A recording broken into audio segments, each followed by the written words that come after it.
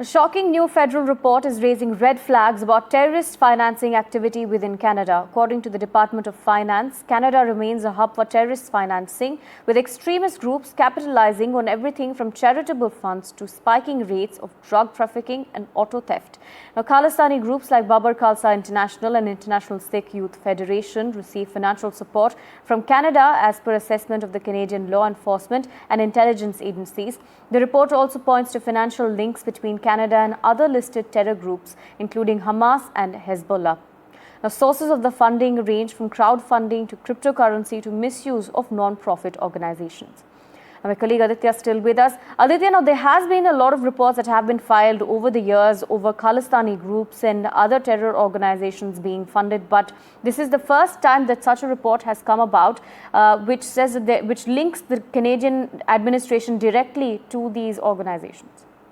Well, for years together, it has been an open secret. There have been videos out, there have been witness testimonies and journalistic reportage that clearly indicate that Khalistani have had a great presence in Canada. In fact, Canada has become a safe haven for Khalistani designated terrorists and terror groups as well.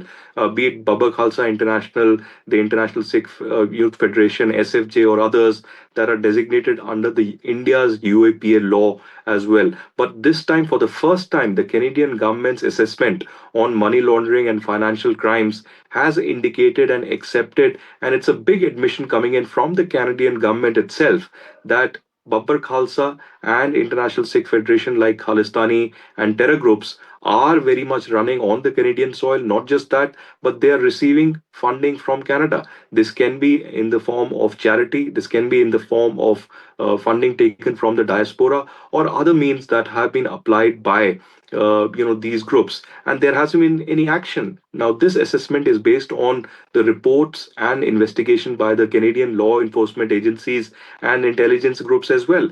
But why hasn't the Canadian government really taken a very sharp and strict and strong action as per the law of the land against Khalistanis is anybody's guess. In the past, Prime Minister Justin Trudeau has been accused of remaining a mute spectator to the terror groups and their crimes against India. And this time around, Prime Minister Mark Carney will have to take action. It cannot be just lip service.